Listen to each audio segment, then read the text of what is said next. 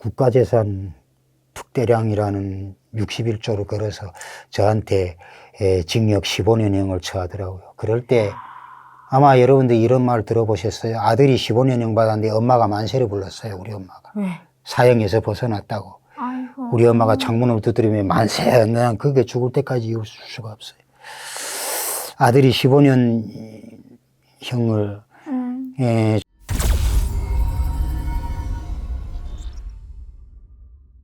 시청자 여러분 안녕하세요. 안녕하십니까. 네, 중고차는 유미카의 이유미입니다. 꽃배달도 유미카 꽃배달. 꽃배달. 네. 예. 유미카에서 꽃배달 주문하신 분들 정말 감사합니다. 아, 예. 저도 네. 앞으로 주문해야 되겠네요. 네. 네네. 그럴게요. 오늘도 또 새로운 초대 손님을 모셨습니다. 본인 소개 좀 해주세요. 아, 저요? 네. 우선 그 유명한 유미카에 온 걸 제 영광으로 생각하고요. 저는 함경북도 청진시에서 네. 2010년에 온 네. 권효진이라고 합니다. 반갑습니다. 예, 감사합니다. 네. 우리 선생님께서 2010년에 오셨어요? 예, 2010년에요. 2010년 근 12년 정도가 되어 가네요. 벌써 세월이 그렇게 됐네요. 그렇죠. 예. 그럼 고향에서는 어떤 일을 하셨어요? 제 고향에서는요, 뭐 다 같죠. 뭐 일반 사람들하고 다 뭐 고등교육을 받고 또 군에 나가서 군에 한 11년 있다가 군에서 제가 대학을 갔거든요. 그래서 저는 원래 미술의 군에 나가서도 뭐 다 군의 선전부문 일을 했고 그냥 그렇게 살았는데 여하튼 뭐 당연히 선전부에 들어가서 군중교양, 대중교양에 하는 그런 그 신문을 쓰는 우리 기관기업소 신문 쓰는 신문 주필을 했고요. 작가. 예. 그러셨구나. 대한민국 와서도 뭐 언론에 한두 번 나갔지만 그리고 주필을 하다가 또 더러 그런 그 경로를 통해서 이렇게 오게 됐습니다. 그러면은 그림 하게 되면은 북한에서는 그림이라도 마음대로 아무나 누구나 그릴 수는 없잖아요. 예. 어떤 그림을 그리셨어요?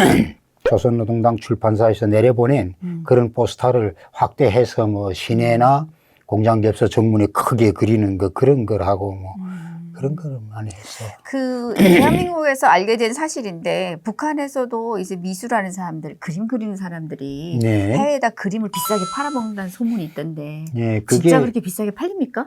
예, 그거는 뭐 이북에서부터 그 부분을 제가 선호했는데 진짜 북한이 제일 어려웠을 때 북한이 막 중심을 잃고 고난의 행군. 예, 고난의 행군 때라고 표현하죠. 네. 그럴 때 국가를 지탱한 그 3대 조건이 있는데요. 네. 그게 첫째가 국방위원회 군수물자를 파는 애들.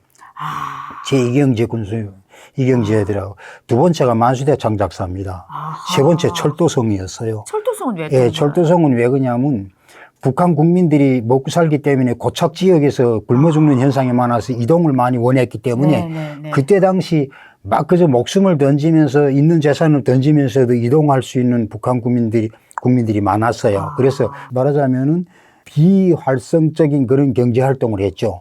철도가. 그렇지. 공식적이 아닌. 네, 그래서 그때 국가로 운영하는 건 세계축이다 이런 말이 간부들 속에서 있었어요.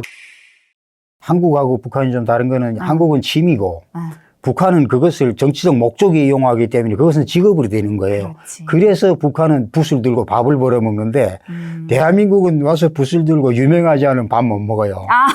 맞아. 네, 죽도 못 먹어요. 그걸 제가 경험했어요. 그렇죠. 그럼 그렇게 계시다가 어떻게 대한민국까지 오시게 됐어요? 네, 뭐 스토리는 좀 길긴 한데 종이보장도 안 되고 뭐 취재할 수 있는 조건도 부족하고 이동하는 수단도 걸리고 뭐 그런 조건에서 거의 신문이 주보로밖에 못 나갔어요. 그래서 주보로 나갔어요? 예, 그러니까 일보로 원래 나가야 되는데 그치. 그 과정에 제가 솔직히 어떤 느낌이 들었나 하면요. 나도 가족이 어렵고 먹고 살기도 힘들고 한데 나는 왜 출근해야 되고 장사도 못하고 그리고 왜 자꾸 나는 우리가 제일이다, 우리 수령이 제일이다, 전 세계에서 우리를 꺾을 자는 없다. 왜 이렇게 자꾸 위대한 선전만 해야 되냐. 근데 실제 우리가 내가 글 쓰면 나쁘다고 하는 뭐 전 세계적인 자본주의 국가나 선진국가나 미일 제국주의자들 남조선 괴뢰도다 뭐 이렇게 표현하는데 이런 사람들은 왜 그 자료를 보면은 생활 수준이 세계적으로 탑권인데 우리는 최고라고 하는데 우리는 왜 최고로 못 살까? 여기서 저는 자꾸 정치적 모순을 생각했어요. 아마 그게 기질인가 봐요. 주필자라서 어떻게 보면 양심이죠. 그렇죠. 그러는 과정에서 호기심이 나서 저도 뭐 그 몰래 뭐 주한기관들에서 발급된 책들 있잖아요. 뭐 주체 철학의 원리라든가 이런 그걸 자꾸 보면은 주체 사상을 설명하다 나니까 그 반대로 그 반동 쪽 부르주아 네. 철학을 설명하는데 그것이 오히려 저한테는 꽂히더라고요. 이걸 보니까 이게 원인이 있구나. 근데 이거는 역설적 조금 이거는 좀 포장하는 감이 있구나. 그래서 이것이 철학이구나. 이런 생각이 들더라고요. 그러니까 자본주의 경제학이 철학이고 공산주의, 사회주의라는 북한의 철학은 어떻게 돼 보면은 보기 좋은 글이 그럼 그 어떤 목적을 거죠. 지향한 그런 인위적인 그런 느낌이 들어가지고 저도 아마 그런 좀 아마 그런 데는 조금 그랬던가 봐요. 그래가지고 그게 보게 되면은 남자분들은 그 보통 보게 되면 좀 정치적인 성향을 좀 가지고 계시는 분들이 많잖아요. 그런 것 같아요. 이게 좀 못 사면은 왜 못 사는지, 잘 사는 나라는 어떻게 잘 사는지 이거를 생각하게 됩니다. 여자들은 좀 단순하게 생각을 하지만은 그렇죠. 예, 남자 우리 아버지도 그랬었거든요. 네, 우리 아버지도 맨날 불만이었습니다. 네. 그러면은 뭐 글을 쓰시면서 뭐 잘못 쓰신 게 있어서 오셨어요? 그런 것도 조금 있었지만 그보다 더 중요한 거는 저희 집이 원래 좀 괜찮게 살았어요. 예, 청진에서. 그런데 엄마가 잘 살았죠.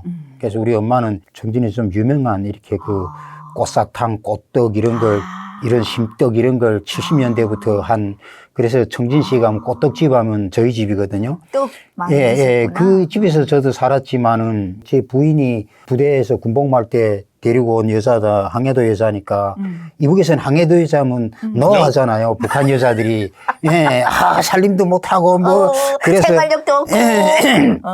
그래서 김정일이부터 다 우리 청진 여자를 데려오고 중앙당 간부들이 60% 이상이 다 한국 여자거든요.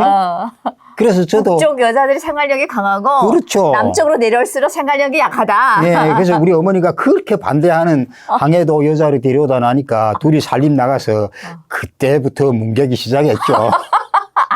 이거 역시나 진짜였구나. 네, 그래서 아니 진짜 새벽 6시에 뭐 꼬록꼬록 굶으며 버스 타고 책을 보면 출근해서 나가서는 또 좋다는 선동질만 하고 거짓말 예, 선동. 우리는 고난의 행군을 언덕을 넘어야 됩니다. 당이 열심히 하면 우리는 합니다. 사회주의는 우리 식대로 살아나가야 합니다. 그다음에 뭐 주체조선이 위력입니다.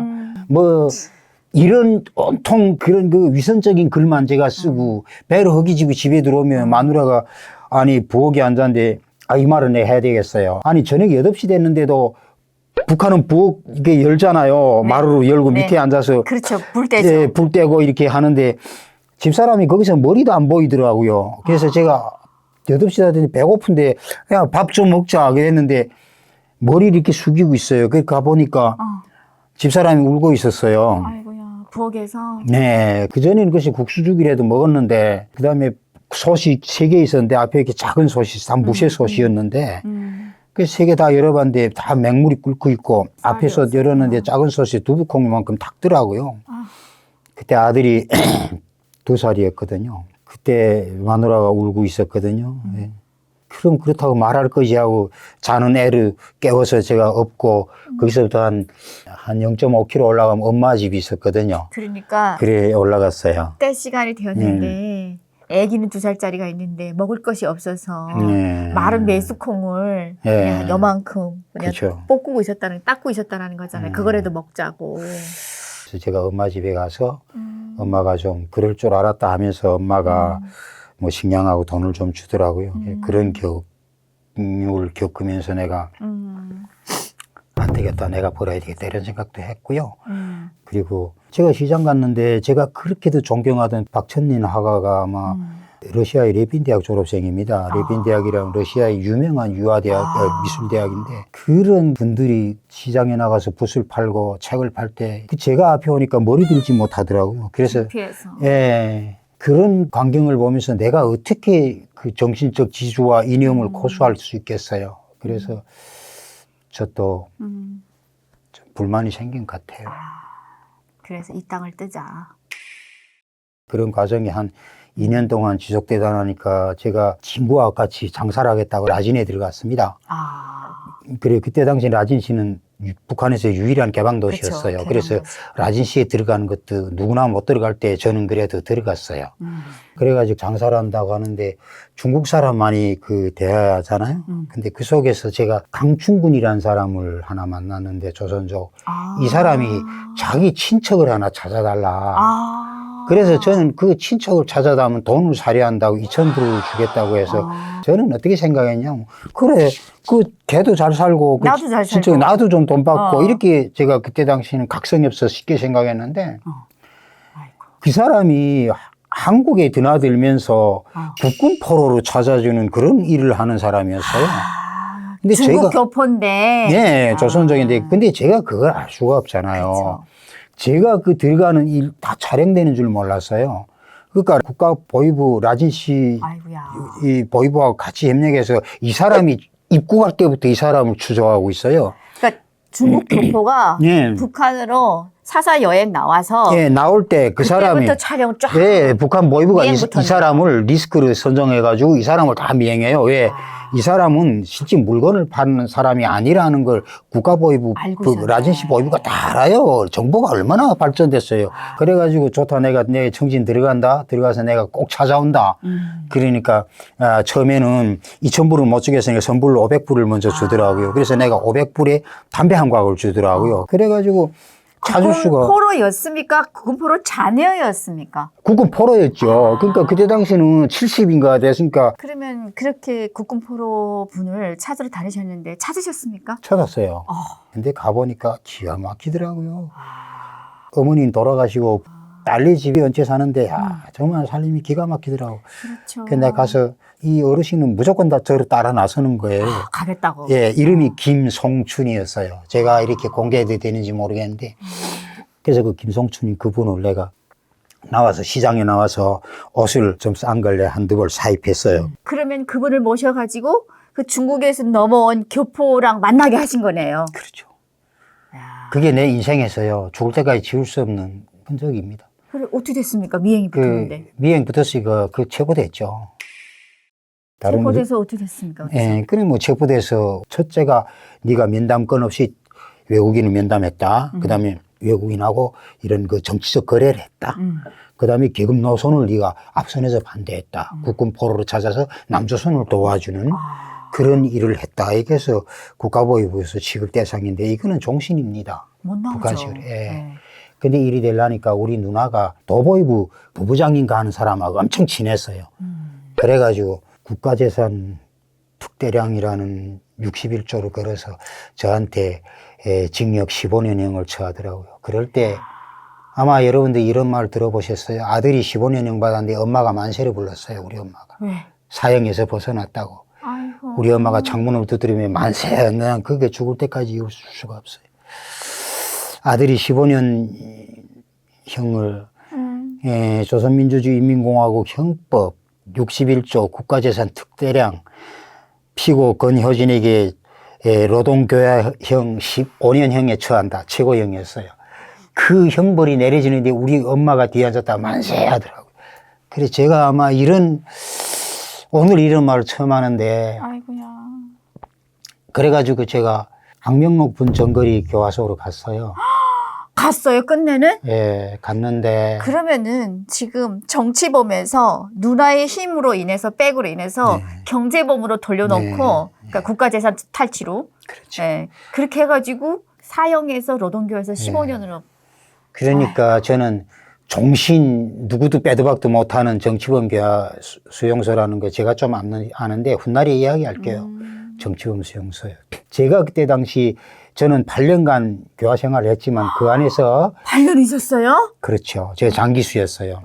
어떡하냐. 15년에서 딱 절반을 살았는데 아마 여기 우리 동료들이 탈북자 동료들이 저를 아는 사람 많을 거예요. 제가 거기서 총지령공을 하다 나니까 다 저를 알아요. 저는 몰라도 제가 거기서 애들이 들어오는 걸 입소하는 걸 받고 오늘 몇 명 죽었다는 걸 제가 종합해서 교화국에 보고하고 밥을 처벌급식을 주고 하는 걸 제가 다 했어요. 그러면은 예. 그 교도소 안에 총 몇 명이나 수감되어 있었습니까? 그때 당시는 원래 정확히 말하면 정거리 교화소 수용 능력이 800명입니다. 몇 년도 당시입니까? 그게 2000년 2월 5일 날 감옥에 들어갔잖아요. 그때 당시는 1200명, 한 두 달 어간에 한 1400명씩 불어나고 그래서 내 나올 때는 1600명 됐어요. 800명 수감할 수 있는 교도소에 1600명까지 들어갔어요. 그러니까 교도소 그 감방을 막 이렇게 조금 확장도 하고 옆에 뭐 이게 진흙으로 좀 짓기도 하고 막 그래. 그러면은 1,600명 중에 생존자는 몇 프로나 된다고 보십니까?